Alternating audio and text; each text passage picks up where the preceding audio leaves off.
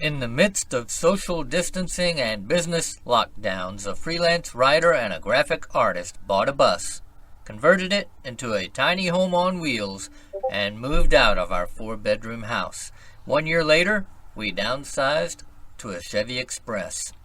Now we travel between Texas and Pennsylvania from April through November while exploring small towns with rich histories.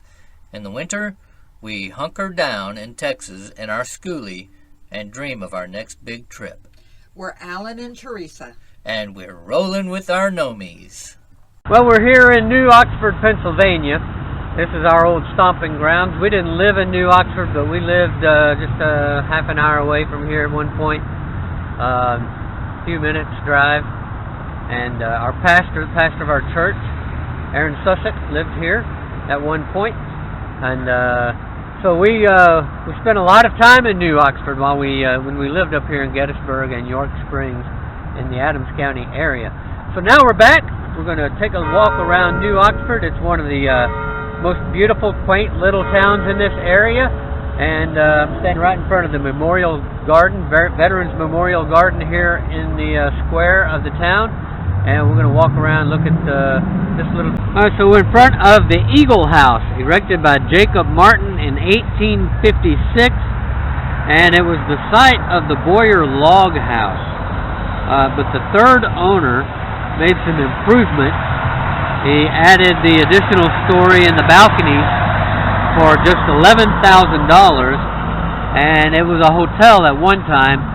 Now it is a bar. On the bottom lower level is a bar, and the upper levels are people who are living in those areas. Residential area right above the bar. Yeah, it's apartments above the bar.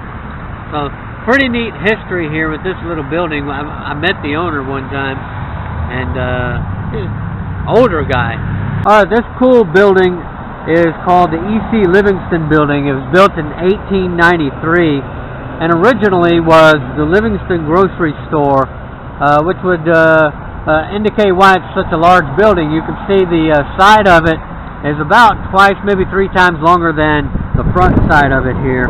It houses today the Masonic Lodge, which is right behind the blue door there over there on the right. And it's got a jewelry store in there. I think there's a winery in there, some retail shops, and apartments on the upper levels. Okay. All right, this house was built in 1810 and later became known as the W.M. Swartz House. It was an apothecary. Mr. Swartz was a doctor, and so he had an apothecary. It was also used as a Civil War hospital, and there's a Civil War plaque on the door there you can see. Currently, it's a private residence. Now this house was built in 1799, and it's one of the few limestone houses still standing in New Oxford.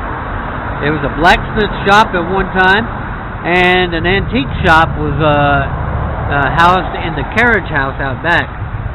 Today, it, like a lot of houses in a lot of buildings here in New Oxford on the main strip, is a residence. The first evangelical Lutheran church was initially a Union church with English and German speaking parishioners. It was consecrated in 1822 and located on Peter Street, but in 1893 it was chartered as a Lutheran church, and this building was built in its place at this location.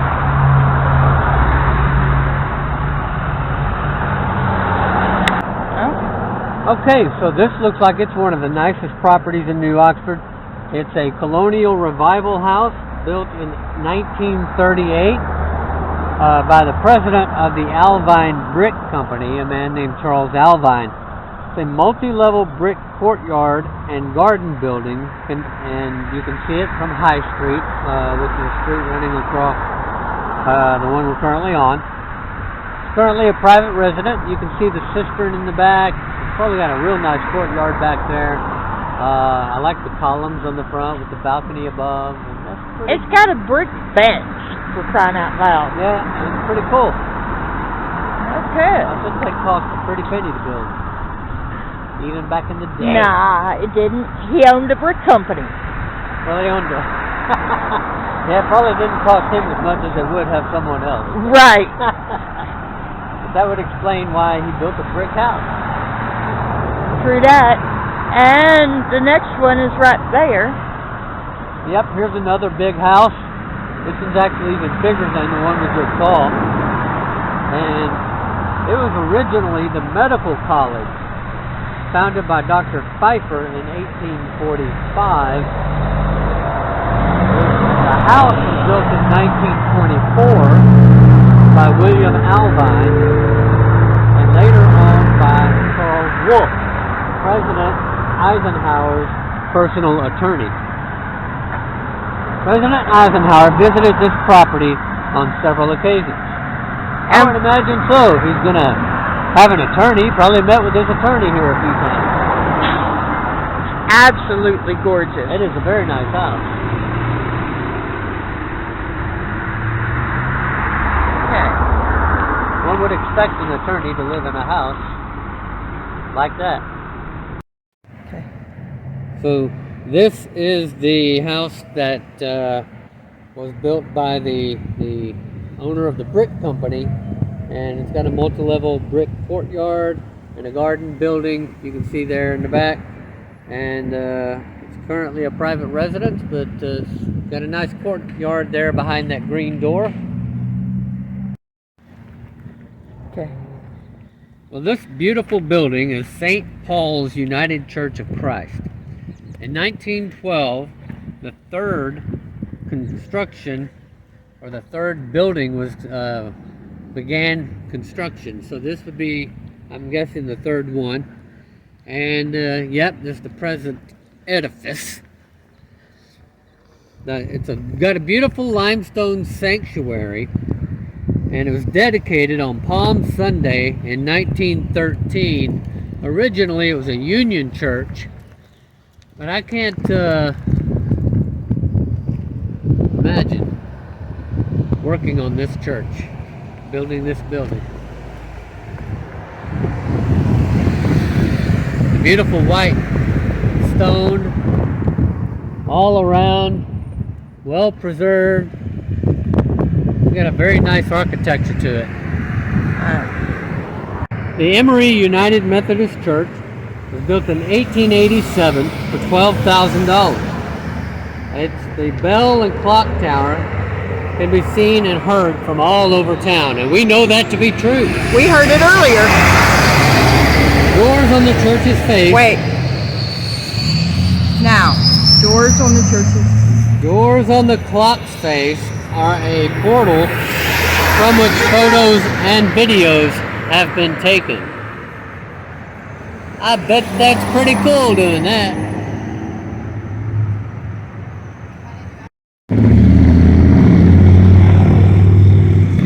Now this mansion, called the Federal Mansion, was built in 1804 or thereabouts. Originally it was used as a tavern. In 1820, Colonel George Himes purchased the property for his home while he operated another tavern. Today it's still a private residence.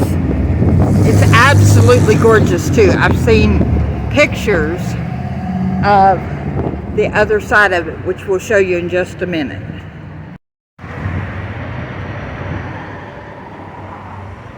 And here is the view from the other side of the mansion. Nice balcony there on the top.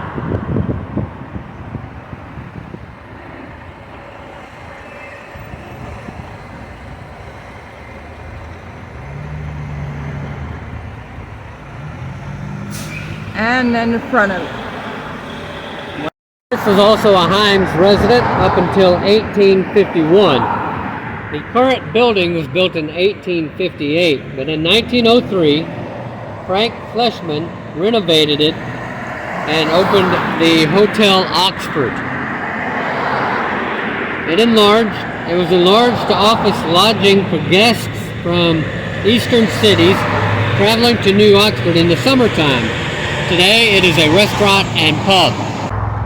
Alright, so here is the Peter Deal House. Well, the first building on the property was erected in 1830. It has a secret holding area, hiding area, which is suspected to have been used as a stop for the Underground Railroad.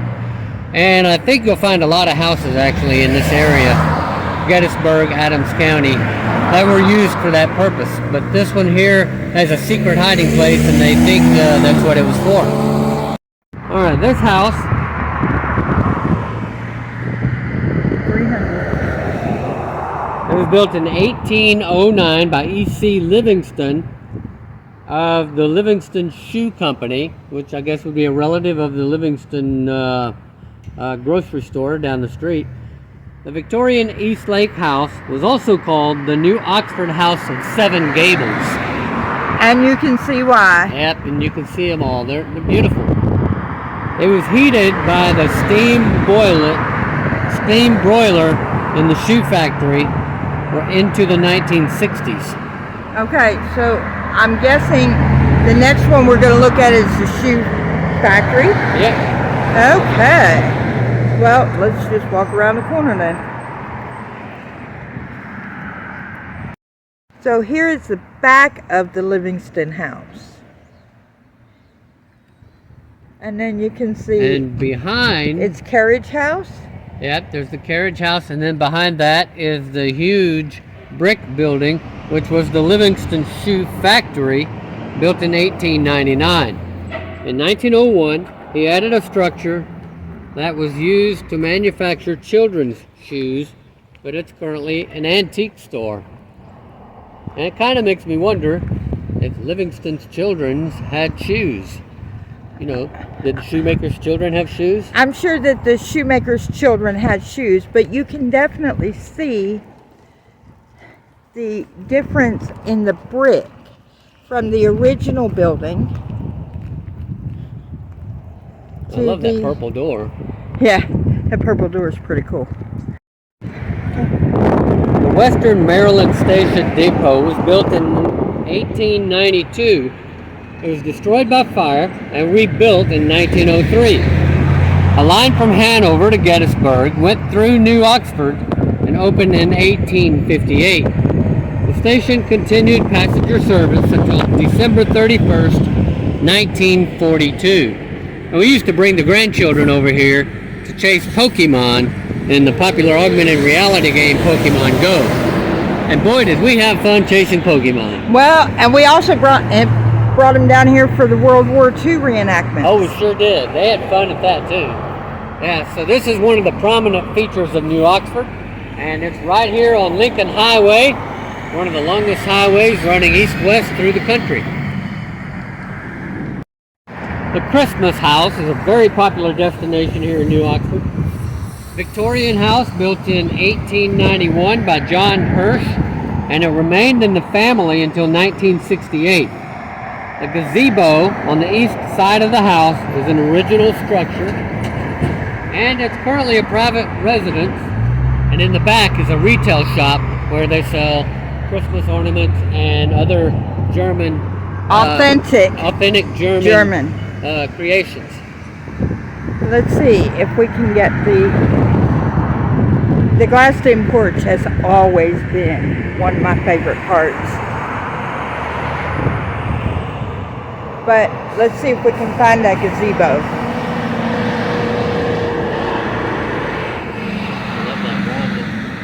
Yeah, the rounded turret. The octagonal turret there. There's the gazebo. Nice. Let's see. Bring you in a little bit closer. There you go. Gazebo there. And let's see if we can get the balconies.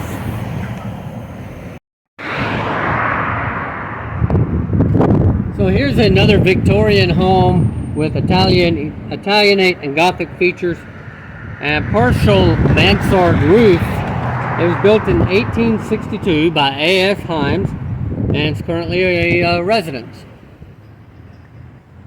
At one point, it must have been something else because it says Oxford Hall on that front door. Yeah, I wonder if maybe it was quarters for medical students or something. I don't know. I got nothing. Yep.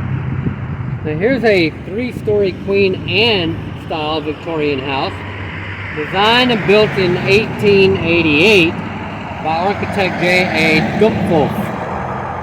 It was built for Alexander W. Himes. Has over 4,300 square feet, and it's currently used as a bed and breakfast. Okay. Okay, here's another bed and breakfast. It's originally a Hirsch house. It's a federal style property, and it's had a lot of owners over the years, and it's gone through a lot of changes. It's had a lot of additions. Hey, you'll quit driving, I'm trying to talk. It's today is a private residence, and it's a tea room in addition to a bed and breakfast.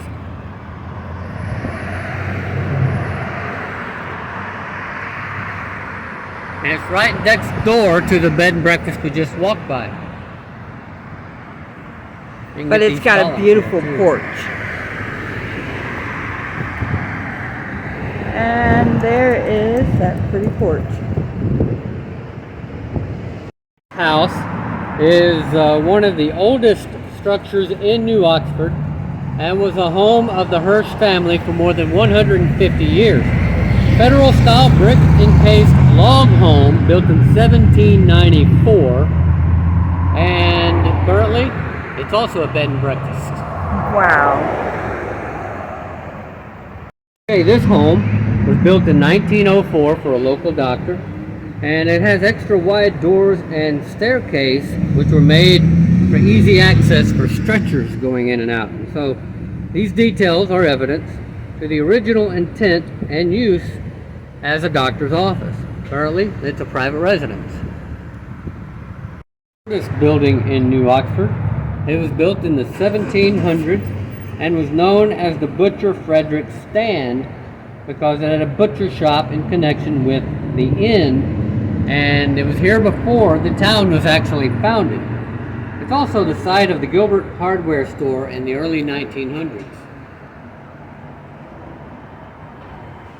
You can see the back. Oh, they got an RV back there. Nice garden shed. This building is currently an antique store, but originally it was a farmers and merchants bank. The original building was removed, and this structure built in 1907. And as you can see on the front door, it's currently an antique store. But the burglar alarm for the bank is still there. It is. You can see it above the door. Okay. Immaculate Conception Catholic Church was built in 1852. The original frame church was used during the week, while Sunday Mass was held at Conewago Chapel at another location. Later, the parochial school and convent were erected, and I believe they're next door and behind the building. Or it could be both be behind the building. They're both behind the building. Yeah, and over to the next block. So their property actually extends one whole block right behind the church here. And a half a block down the street behind. Right, and that's where the convent. where the convent and the school are. Yeah. Alright, if I don't do this right, then I'm going to be on the bad side of my wife. So y'all bear with me and pray for me. But while you're doing that, don't forget, share us with your friends, like us if you like us if you don't, subscribe to the channel, it helps us out. God bless.